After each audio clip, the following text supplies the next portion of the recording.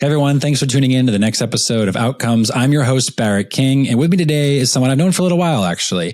Agnese has been on the show in the past, but unfortunately, that episode got disrupted. Thank you to the technology that we use. So we're trying again, and what's awesome about trying again now is that she's now in a new role. She's now the head of partnerships over at Mo, which means she's going to bring a bunch of new perspective to the conversation. So first and foremost, my friend, welcome to the dialogue. Hey, happy to be here again. Again, yeah, 2.0. Well, and what's awesome about it is the last time we spoke, you were sort of in transition. And so now you're running a partner org much from scratch. So I think that's what we're going to talk about today. Before we do, the usual kickoff here obviously is, what does partnerships mean to you? I asked that question. And you said something that I'm not sure I've actually heard before, but I agree with. You said it's a strategic lever that can help address your company's weaknesses in product and services and sales, et cetera. Do you want to keep that response? Do you want to add to it? The floor is yours. Yeah, I mean, that's why I've been fascinated by partnerships, I think, because it can be various different things. So I think mostly they're focused on revenue generation nowadays. But still, it can, boost your brand. It can help your product develop. It can help with a lot of different things. And I think that's the beauty of partnerships, right? And it's changing all the time. It was ecosystems, I think, like a year ago. Now it's all around near-bound motion. So there are different kind of things and trends that are changing. And I think that also there is a room for leaders to think of how to leverage partners and partnerships just beyond like a channel and revenue generating a machine. Yeah, I think the dimensions of it are really important, and recognizing, to your point here, that it's not just about rev gen or a single dimension. But the comment is so interesting around the weaknesses. When you talk about being an entrepreneur and you talk about starting a company, and I think frankly just running a company at every stage of scale, but generally speaking, the goal in particular early on, I was at a startup before I joined the company I'm at now. And I remember the CEO always talking about, you are my blind spot. Like I was in sales and sort of go to market for them and partnerships. And he'd always say, like, I'm great at company strategy at the kind of like 30,000 foot level. I actually know product pretty well. And he had a good CTO that really knew product. He said, I know customer success. I don't know sales. And you are that kind of filler of the gap, if you will. And I think for a lot of folks, and I want your thoughts on this, partnerships, to your point, I think the trend is like it's an augmentation. We will sell more. We will service better. There's a sort of statement around that. But I do think that it should fill a gap for you. And so I'm curious, like, as you've stepped into this new role, what are some of the early decisions that you've made, or maybe observations is a better term, but how have you thought about, using partnerships to help the business grow more effectively? Yeah, I think the step number one here is really speaking with your customer success team, in a sense that hearing what customers are asking for, or what is the product missing now, or what are they complaining about? Because, early startup means that you also have to really prioritize your resources, and you cannot build, every functionality out there.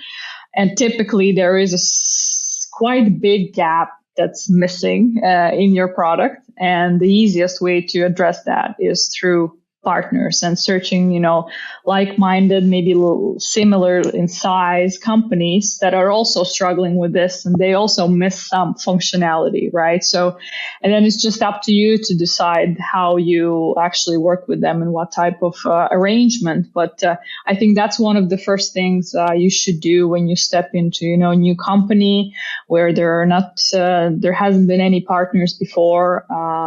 So yeah, that's what I did, and I think it has opened quite a few very interesting conversations, especially if you really nail it and find on the other side also a company like yourself who has also been thinking about it, right? And then they're like, oh my God, wow, you're coming, from Sky, basically, which have been thinking about it, for months and drilling over in our strategy meetings.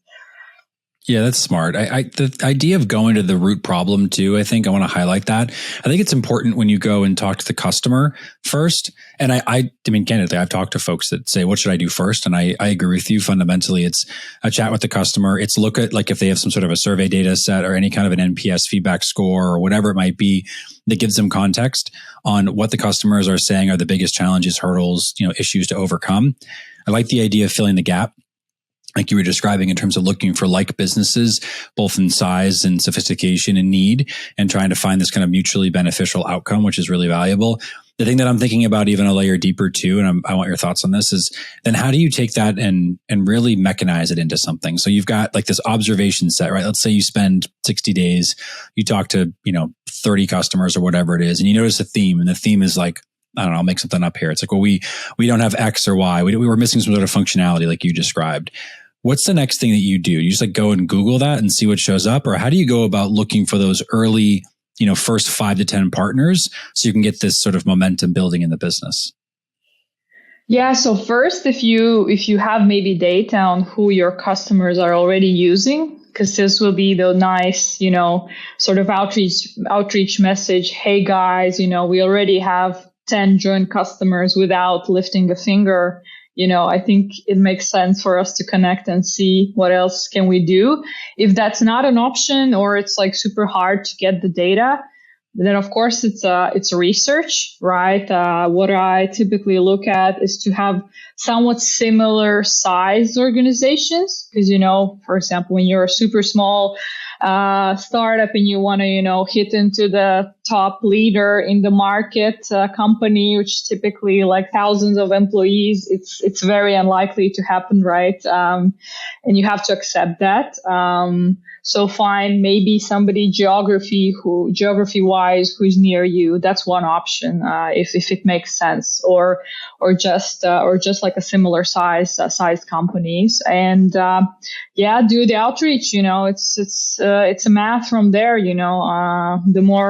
The more guys you outreach, the more answers you get, and then probably some of them will convert. It's a good call out. I think the thing that's important though is understanding the first statements you made around fit, looking and building almost a profile, it sounds like, of who are they and how do you want to work with them, and what kind of ways obviously to deliver value to your customer. Because the faster you can get to, an ideal partner fit, a partner market fit, if you will, then I think you end up with an opportunity to do the second piece you described, which is now let me go and look for who our customers are already working with that fit that profile. Or conversely, maybe that conversation actually informs. Maybe that tells you how to go and look for those partners, because they are already, it's the theme. They're already working with, I'm going to make it up, but 50-person marketing agencies because they do outsourced demand gen marketing. That's what we need right now, or whatever it is. That's interesting to think about. And then, so as you go down this path, you have these conversations, you're diagnosing them, you're moving through the process of figuring out early fit. Are there things that you're using? Is there a framework that you're using to really start to build out more of that repetitive motion? Like, is it just writing down the conversations and looking for common themes that you can go back to the next partner and say, like, I've talked to 7 people, they've all said the same thing, let me use that in my next dialogue? Or do you use some sort of an existing framework in terms of a process to go and document or understand the best, way to go to market and find more partners like that? Yeah, I mean, in full honesty, and early on, there isn't too much detailed processes going on. I think that happens a bit later down the road. I think you want to just have your first 5-10 conversations really kind of qualitative in that sense, just to get a feedback also from the partner. What are they saying? Are all of your assumptions right? Because I think what happens typically in first calls, you go on having your own assumptions on how they work, what are their problems, right? That they're in need maybe of solution like yours. And you can also find out in quite a few cases that most of your assumptions are wrong, right? And maybe this particular company is not struggling with what you think they struggle. And then that's also a good learning, right? So it makes you kind of adjust your own feelings or internal team feelings. Because where this data also comes from, I think typically from the senior leadership in the company, right? That before they even hired you, they had some ideas on what we could do. So it's also testing all of their assumptions, right, on who is a good fit for the business, who is a good partner, and so on.